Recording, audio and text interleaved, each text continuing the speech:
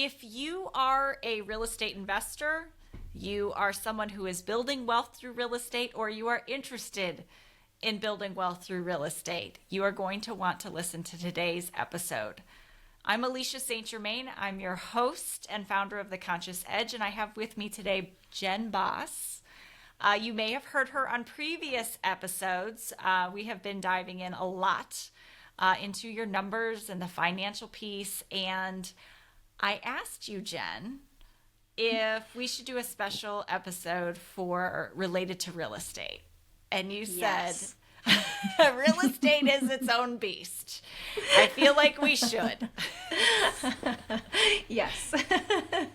So for anybody who doesn't know you, would you please, they may not have listened to previous episodes, please let them know who you are. Of course. So my name's Jenn Baas, and my company is Peak to Peak Solutions, and I provide outsourced CFO and accounting services to small businesses and entrepreneurs. And if that has piqued your interest, or you've been listening to her for the last several sessions, you may know that she has a wait list. So sorry, folks. Yes. She's sorry. Doesn't have a lot of availability. However, we have created an opportunity for you to be able to get some access to her knowledge, get some guidance through a workshop that we are actually going to be running on May 20th. So all the information for that will be linked here in the show notes. But in the meantime, Jenn, I'm so excited to talk to you about this because I do work with a lot of real estate investors in my coaching practice where I help women entrepreneurs break through the things they do to self-sabotage themselves, the mindset and the things that cause them to play small. And you and I linked up, and I had a retreat. Yes. And you came to our retreat, which was amazing. Yes. Go ahead, shameless plug. Tell us Yes, about the retreat. It was incredible, and I wish that we were still there like 3 weeks later. I loved the retreat bubble, but no, it was truly transformative. Like it really was exactly what I needed at the time I needed, and so many, I think 2 pages of takeaways that I wrote down on the plane on the way home. So everybody who's listening has to go on the next one because it's just the best thing you will ever do. Except we only have 6 to 8 spots. So Except for that. So hustle and get on the list because you're going to want to be on it. I promise. It was funny. Shannon told her group, she said, if Alicia invites you to a retreat, say yes. That was what she told her group. Yes. Just say yes. And that's what's really cool about this is a lot of the work that you and I are now kind of talking about behind the scenes is part of that flow from that retreat. And so one of the things that I was talking to you about was how many women, especially in the real estate field, they have these mindset blocks around money. And in fact, at the retreat, we dug into money mindset as well. Yeah. But you bring this different aspect of it. I feel like you and I do the same thing in different ways. Yeah. And it's really symbiotic. It's so fascinating to me. So, all right, so let's get into this whole real estate is its own beast thing. So when it comes to finances, bookkeeping, accounting, within the real estate industry, what are you seeing? What is like the big pain points that are coming up for people? Yeah. And I will say first, I'm going to speak in some generalizations. Like it's definitely not always true. So there's definitely people who will not be this way. But in general, what I find with real estate is that the people are these incredible big thinkers, like flexible, like they want to go and be risky and make money and do lots of cool funky things. The funkier the better. Typically, like the creative mindset around this, here's a deal and here's the way to get it done. Like it knows no limits, no bounds, anything is possible, which is amazing and incredible. And I kind of envy people who are like that because I'm not naturally like that. However, on the accounting side, typically what that translates to, and not always and typically, is that they're not really dialed into the numbers. So they kind of let everything just shake itself out.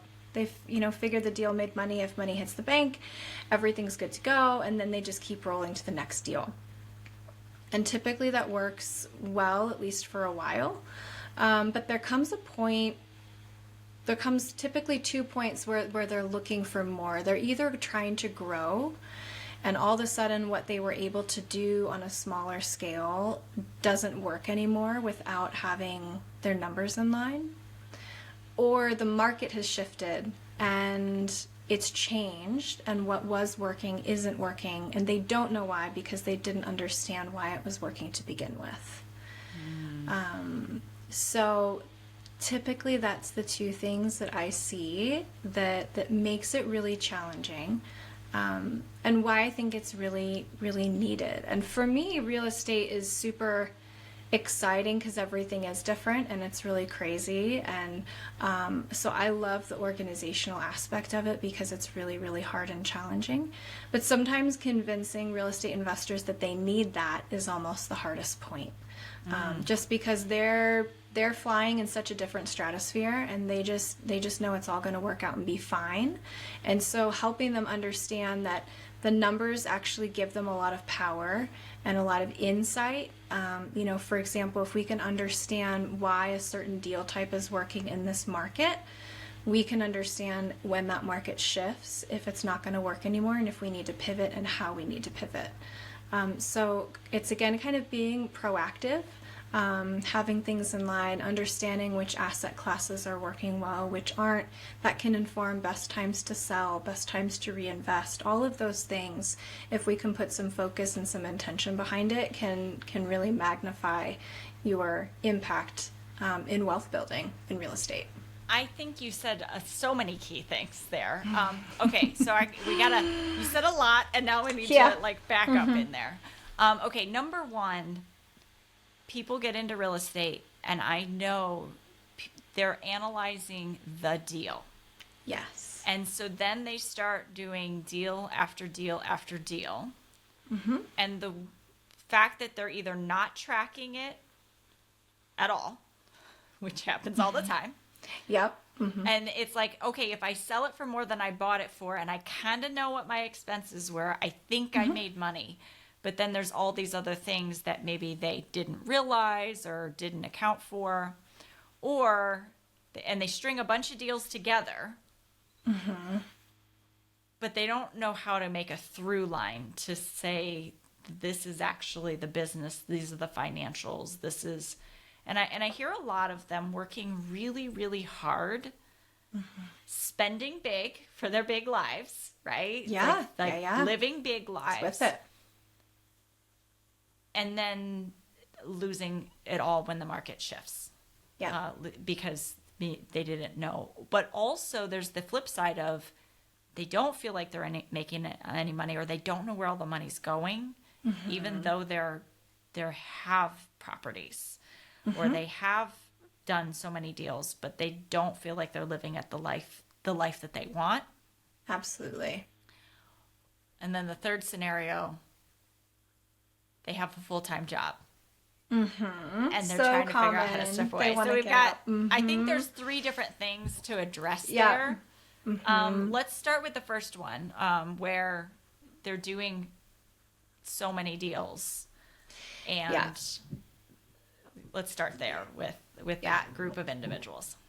So one of the unique challenges with real estate is because you're typically doing lots of deals in that scenario in lots of really creative ways. You're typically doing like, this one's owned with this person, and this one's funded this way, and this one's doing that over here. And then because the lawyers want us to be smart on the liability side, we have a lot of entities. That's super common with real estate, where we're not just talking about one company and one set of books, but it's very all over the map with what's going on. it can be really challenging to centralize that into one picture of this is a summary of everything that I'm doing, and this is what's working, and this is what maybe isn't working, or this is how all the pieces play together. A lot of them have a good gut feel for like it's working or it's not, but again, they don't know really the specifics or which is working and which is actually not working, so it's kind of sucking resources away from the ones that are successful. So in my mind, that it becomes super important to make sure that you have numbers dialed in on each of your deals in some way. Again, that doesn't always have to take the shape of a QuickBooks, right? There's I've learned to be flexible with my expectations. So you've had in to the be real as estate creative. world. I have had to be, let me tell you, incredibly creative. And I will add, it can be hard to find accounting providers that can step into this space effectively because it's very competing mindsets. Like if you think about a traditional accountant, they want things to work a certain way and look a certain way and be very organized, and we want your receipts and we want our T's dotted or T's crossed and I's dotted, all the things. And that might be the polar opposite of, again, a typical real estate investor. And so finding an accounting solution that can be flexible in the right ways of figuring out creative accounting solutions to keep things organized while also keeping the real estate investor on track in the way and saying, no, this is important. We do need to track this, or we do need to do this in this way. Like this is actually important. That relationship and the flexibility on both sides is actually really important.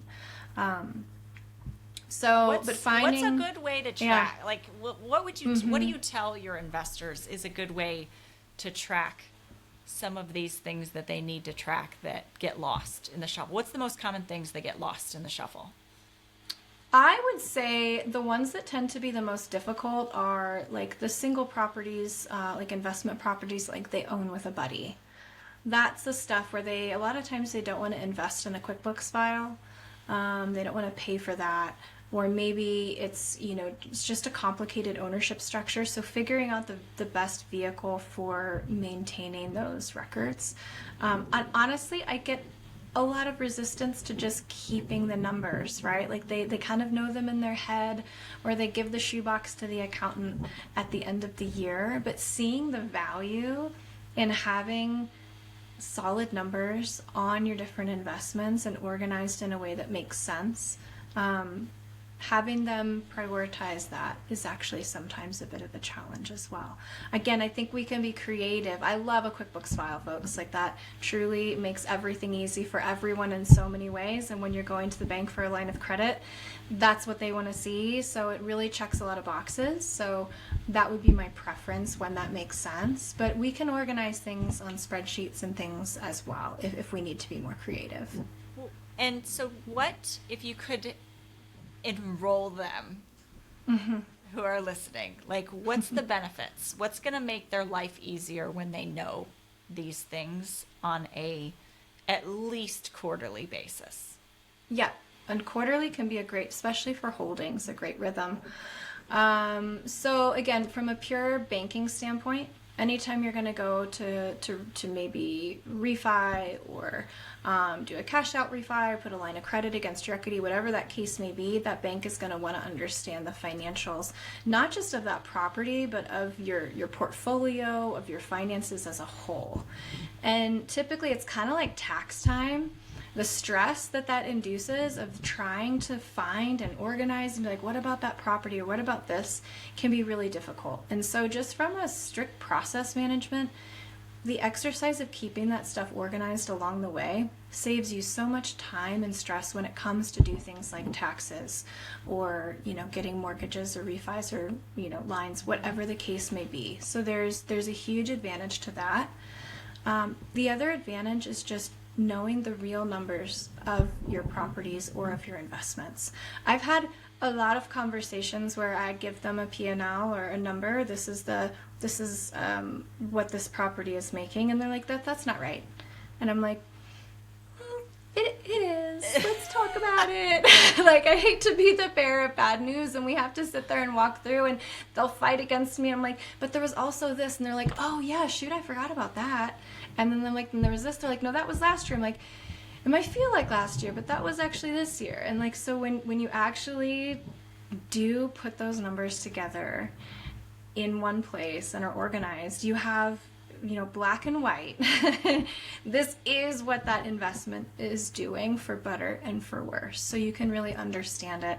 That empowers you to make decisions about your investments and understand what's working, what's not working.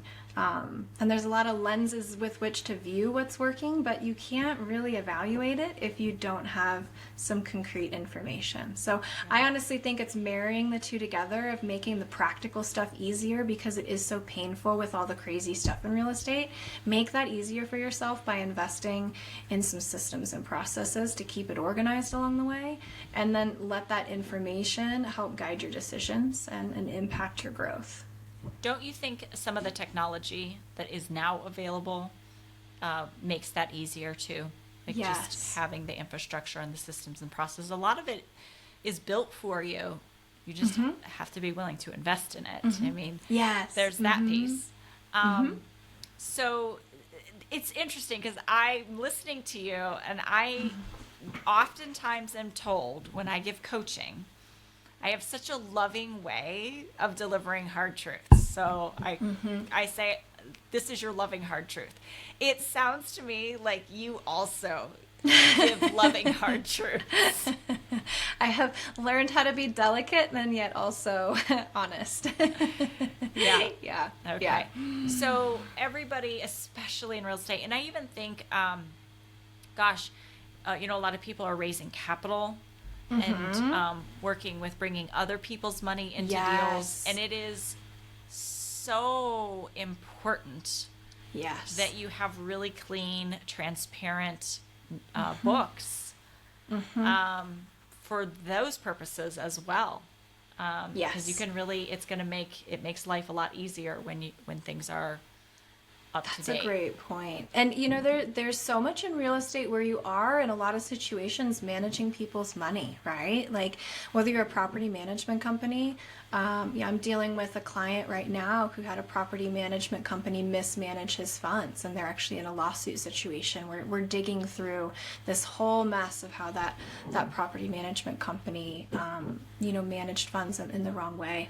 Or if you're dealing with investors, whether it's a private investor in a private loan who all of a sudden, that's a lot of trust that they place in real estate investors, and it's oftentimes relationship based. To me, there's an extra burden there of making sure we do really great job with our record keeping so everybody in that relationship feels safe. And then certainly in more of a group capital situation, we want to be able to be very clear and on the up and up with all of that. Yeah. Yeah, and you said something really great, like in the example that you gave, and we talked about this a little bit in the last podcast episode that you and I recorded together. You have to go through and check your books. So you need your books, and you have Trust to go but through verify.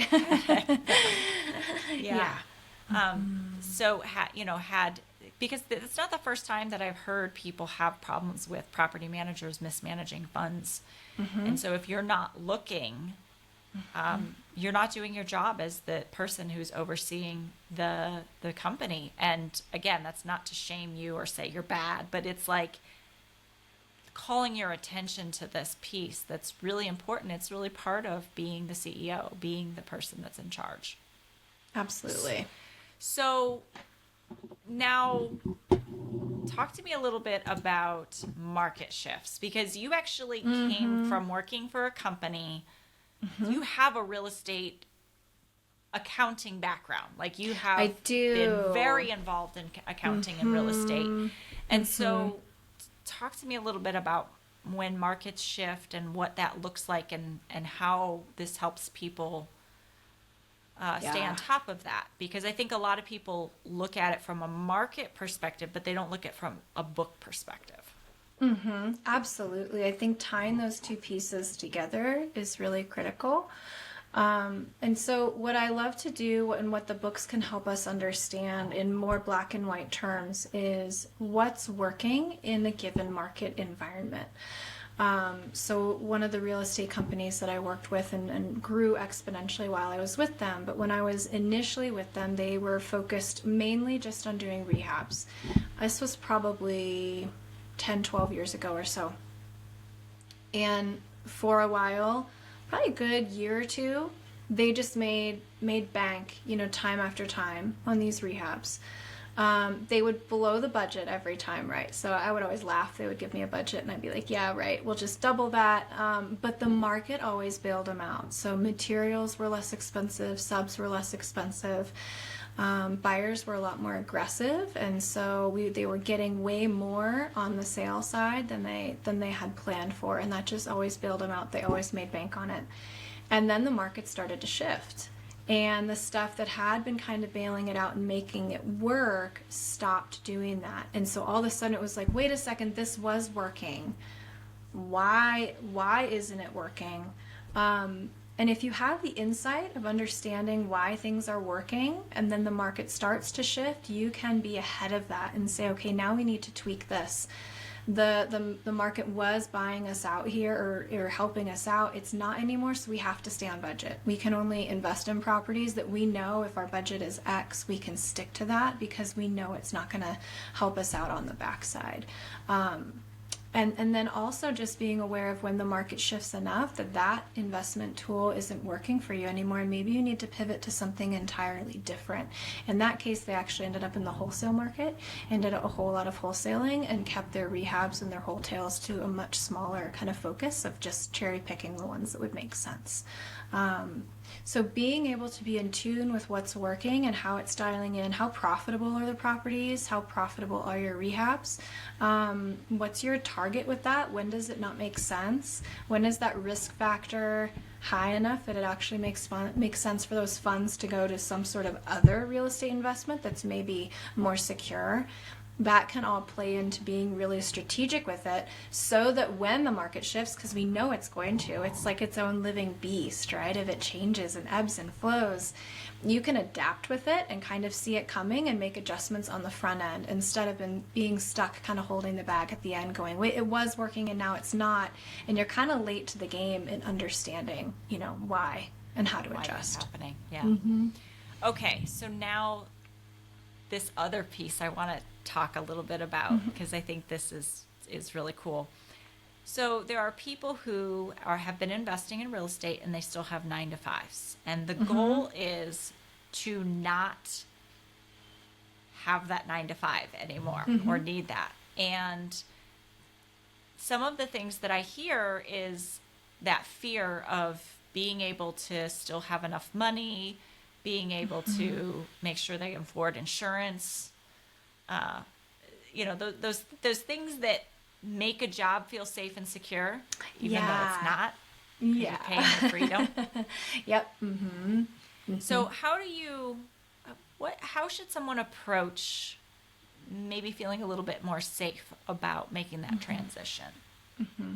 That's a great you have question. Some thoughts on that?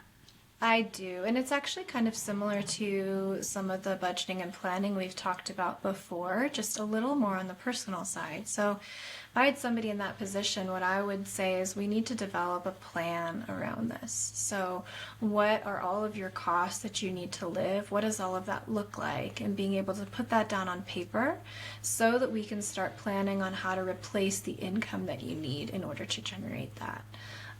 So instead of, I find a lot of them, they kind of wait for it to happen and feel comfortable. And generally it takes a while, and generally it actually never feels comfortable. I would say it's always kind of a leap of faith. But if we can create some structure around it and a plan around it, and then, like we've talked about with some of the other things, an action list of like, okay, here's our gap. What can we do? What other sort of investment or what other sort of piece do you need to add to this puzzle in order for you to generate enough income for you to feel more comfortable making that leap? That can just provide some structure and some peace when making that shift. And now as you're talking, I'm thinking about, I hear this so often from people in real estate related industries. So there's real estate investors, and a lot of the real estate investors have real estate related earned income strategies, other earned income strategies. Like they might be a realtor, or they might do loans, or, you know, they might have insurance. So they do something related. But specifically, I think of like the realtors, people who are doing rehab and retail, wholesalers. They talk about their income as being feast or famine. Like they might have a ton of closings, and then they think like, oh, I made money. And then they have months where they didn't make anything, and weren't doing anything. They were looking for the next deal, or they were looking for the next listing. I don't see them approaching that as a business. And I think if they did, they would be so much happier and so much more. Do you have you worked with people like that, or what advice would you give around that? I would say that I think people are feeling that now. At least I'm in Colorado, so our market has definitely shifted a bit. It's still a pretty decent, pretty hot market, but for a while there, everything was selling. Everything was selling way over ask. It was pretty easy for the realtors to just really make good money. And then now it's not quite that way. And so I think having a level of planning and acceptance of the volatility of the market is really smart. So what I would advise for people like that, or people that are in real estate in that way, is to plan for the ups and downs. And so when you have a great month or a great year, having some awareness around the next month or the next year may not be that way. And so what can we do? What's some smart strategies of creating some safety? And especially if you have a family and you've got people you have to support, where it can be really difficult. It's like you have an amazing month or an amazing year, and then you level up, your lifestyle, and then some of that's super fun and maybe totally warranted, but doing it in a really thoughtful way so that the downside of that upside is you're going to hedge a little bit and not feel it in a really painful way on the personal side. I have seen the work that you've done with me, and I'll link the previous episodes where we talk a little bit about what you've done, what you walked me through. I think that process of vision, like having a vision, what do you want your life to look like? What do you want? What do you need to pay yourself? It's kind of similar to the 9-to-5 like transition. What do you want to be able to pay yourself every month? And then I'm the kind of person that like, well, what do you mean you don't have another deal or you don't have another listing? Do more marketing. Like get out there and figure it out. But having the budget and the plan and knowing ahead of time, oh, things are slowing down, or oh, I'm not hitting my goal, my revenue goal to be able to pay myself comfortably for this year. I'm lacking. We need to make some decisions mid-year to try a new marketing strategy. Know that a certain marketing strategy we do is working really well. We just need to put more money into it or do it. So having that ahead of time, I'd imagine, would be really helpful. And I don't see anybody practicing that way. Like, is there somebody out there teaching these poor people to do this so that they are comfortable? Well, I think that kind of goes to back, I think, my initial comment about who the real estate investor typically is. Not always, but typically they want the freedom, and they want just that thing about being a real estate investor that kind of flies in the face of having the planning, having all of those pieces in place. And I wish that they could understand the gift they give themselves if they can add in a little bit of discipline and treating it a little bit more like a business, because it takes some of those swings, and some of those swings can really cut you off at the knees. I mean, I've seen it, and it can be really, really difficult. I think the other thing that's really common, there is this eternal optimism with the real estate investor. I've never met such an optimistic group of people. I probably need a little dose of that. And that can be some of the push and pull between a role like mine and trying to work with a real estate investor, is the deal is always going to work, and when it doesn't, the next deal will, and that's just kind of how they think, which is I think why they keep staying in the market, because you know, you guys, they go through some really tough stuff, and they just like keep getting up and keep swinging, which is amazing. The ones you see do. The ones you see do, but I have seen my fair share of people who ride those waves, and because of poor planning, they go back to regular jobs. Yeah. And it happens more. That makes sense. I think it happens more often than you probably see, because they don't ever come see you. Exactly. You know, it's the ones that want to stay in the market that are hiring people like you. Yeah, that makes total sense. And it hurts my heart. And in the same respect, like, yes, they are optimistic individuals, and I would say you have to be really careful. This is more to our listeners. You have to be so careful, because sometimes this unrealistic optimism, it has an Achilles heel. It does. And I tell people, especially my free-spirited people, I tell them, look, structure is freedom. Yep. Structure is freedom, because when you are chaos, and you are shooting from the hip, and you are just like figuring it out as you go, that's amazing for creating momentum. It is not amazing for sustaining momentum. I think we are like the same person, because I'm pretty sure I've said variations of that to my real estate people. So yes, Really? Like my soul sister. Yes. Like word for word. Yes. So it's adjusting, you know, and this is some of the things Jen and you and I have talked about behind the scenes, is how synergistic what you do is with what I do, because there's a mindset adjustment. You know, in their mind, it's like, well, if I slow down and I look at the numbers, or if I'm not constantly looking for the next deal, or I'm not doing something, then my business will fall apart. But the truth is, if you don't slow down and do this stuff, your business will fall apart. So you don't have time not to. So it's like adjusting that mindset. It is. Around it really things. is. So more to come on those collaborations. Yes. But in the meantime, Jen, is there anything else that you want to say to the real estate investors, those creating wealth through real estate, those in the real estate related industries? Anything that you have left unsaid?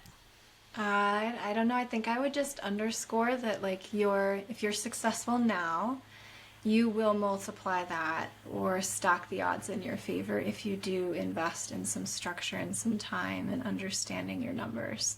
It really does empower you to make different decisions, or just to understand, as a real estate investor, if you're diversified in a lot of areas, what that full picture looks like. So I've seen it work really, really well when people do that, and I've seen the effects when they don't. So, Yeah, and you and of course I'm trying to wrap up, and that made me think of the fact that there are so many things you can do in real estate, and I think people get educated, oftentimes in some kind of alternative education, and so they kind of go through and sample different ways of investing, and then they end up with this smorgasbord of stuff that is taking all of their energy. And so I think when you understand what is the best, what are you good at, what fits into your lifestyle, and this is some of what I help clients do from the mindset piece and organizing their life. You help them do this from the financial piece, but like what actually lends to what you want in your life? What lends to your vision? Exactly. And making the decision to get rid of some things, some asset classes, some structures that don't actually lend to what you're good at. Just because you can buy it, or just because you did buy it, doesn't mean you have to keep it or should. And just because the deal works at the time doesn't mean it keeps working. You know, that's another piece too. Or that it's the right vehicle for what you want to accomplish. Yeah. Yeah. You know, I was talking to someone earlier, and they were talking about how they are successful as an investor and they've created this life, this big life, where they've now become a slave to what they've created, because if they have to keep up the income. Yeah. Yep. And so this kind of work could help them see where they could make a longer term investment in order to slow down a little bit and preserve what's important about their life. And make sure their goals are aligned. Yeah, you Yeah. know, what type of life do they want to have? Kind of that vision piece. And then is what they're doing and whatever they're invested in, is it carrying them towards that or away from that? Yeah, I love that. I love that. I'm so excited for what you're going to teach on May 20th. Me too. And it's funny because I was like, should it be basic? And you're like, yes, because you don't understand how many people really are afraid of their numbers and don't look and don't know if they're putting it together right and don't know what it means. So Absolutely. I'm so excited for the value you're going to bring. All the details are in the show notes, so make sure you check those out. And Jenn, thank you so much for being here. Thank you so much for having me. I really appreciate it. I am 100% your biggest fan. I just want to figure out, how do we multiply you so we can get more people support. I think you just need to train people to do what you like. You need to train people how to think Little like Jenns. Jenn. Little Jenns. So thank you so much. And if today's episode was helpful for you, please share this with someone who you care about. We need to get this out to more real estate investors so that you can keep your wealth. I want to see you for the long haul create generational wealth, hand that down to your kids. And this is something you have to have in order to do that. So with all of that being said, I'm sending you so much love. And if Jonathan were here, he would say, be well.